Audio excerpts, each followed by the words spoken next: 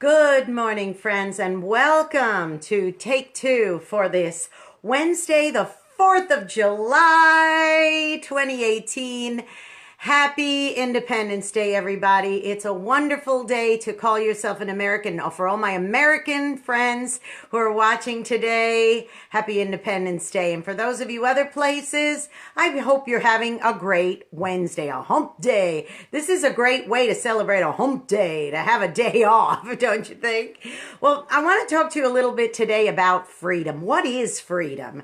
You know, that's one of those things that people kind of take for granted sometimes, and it's when your freedoms are taken away from you that a lot of times is when you realize the value of the freedom that you have.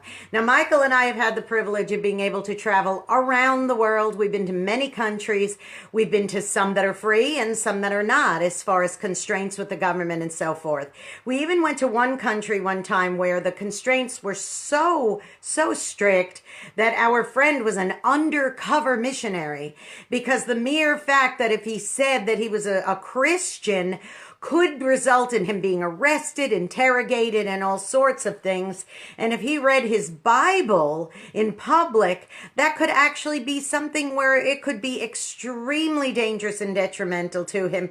So freedom, you know, there were one of those occasions there where the freedom was not as much as, of course, as the freedom that he would have in the United States or other free countries. So all that being said, let me say this to you.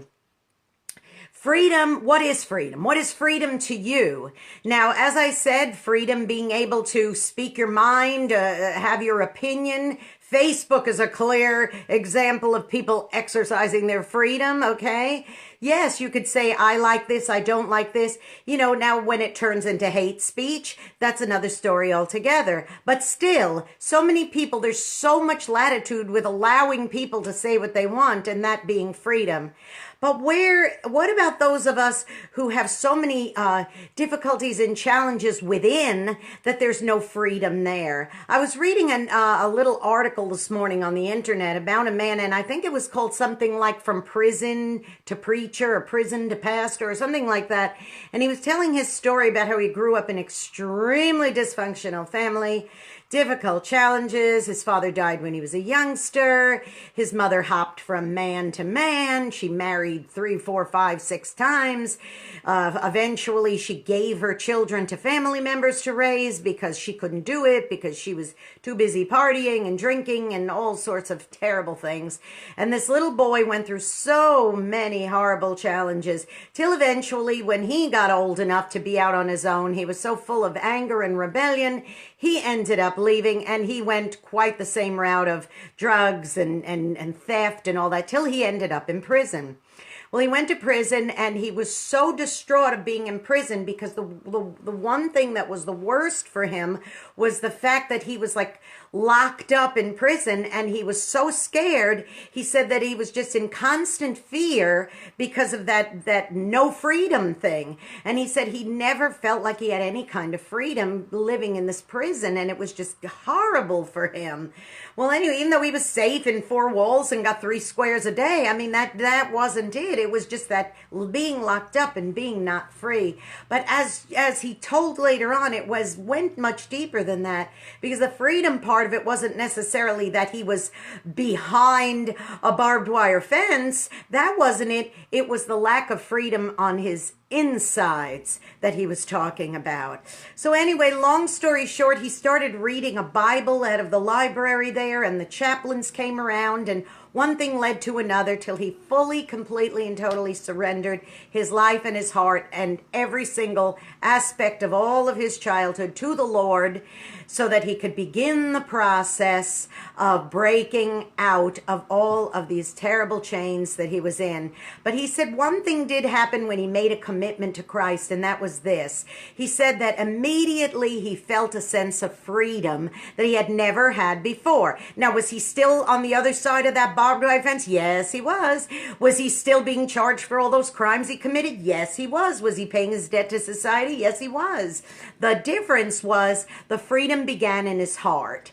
Now, does that mean he suddenly wasn't an addict anymore? Well, certainly not. If you talk to anyone who has an addictive personality, who's gone through addiction, and is on the other side of it and is a sober addict, if you will, they'll tell you that the difference between a sober addict and a using addict is that one drink, that one puff, that one sniff, that one swipe of a credit card, that one glance at questionable materials on the internet, any of those things, that one roll of the dice, any of those things that could be addictions in your life, the difference between being sober and not is just one, if you understand what I mean. So I'm sure that he had tremendous amounts of things to work through, but the good news is he took the first step. So that's my challenge that I'm going to leave you with today on this day where we celebrate freedom, and that is this.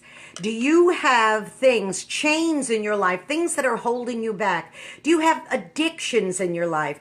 Do you have unforgiveness in your life that is just killing you on the inside and making you not free? Do you? This is a good day. Isn't a day like today where we let freedom ring? Isn't this a good day to take that first step to say, I want freedom in every area of my life, not just being free that I'm an American and I can speak my piece on Facebook. No, that's a little part of it. But the big and greatest and most wonderful part of it is being free on the inside.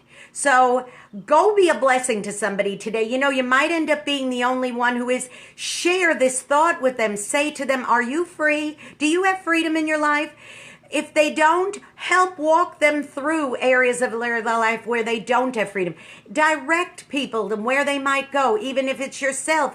Direct yourself to all the different sources there are out there. There's resources everywhere to help you get free. Of course, the number one resource is the Lord, but He wants us to have wisdom and also seek counsel and so on if that's necessary. Seek physical help if that's necessary. Now, if you don't know resources where you can get help, if you're not even sure what it is I'm talking about this morning, please private message me and I will help direct you any way that I can, okay? And another way that you could be a blessing today, go and subscribe to my YouTube channel, Jeanne Sigler, JeanneSigler. Become a subscriber, watch past Take-Twos, and maybe those messages that I've sent out will help you in your freedom walk. Another great thing that you could do today, we're running a special this week on WRMZ.org called The History of Rock and Roll. It's a great chronological walk through the rock and roll of the 50s, 60s, and 70s and 80s. So tune into that too. I'm sure you'll enjoy it. Okay, happy 4th of July, everybody. Let freedom ring. I hope that you are free, and I hope you have a blessed day. I'll see you tomorrow at the same time. God bless you. I love you. I'll see you tomorrow. Bye-bye. Happy 4th.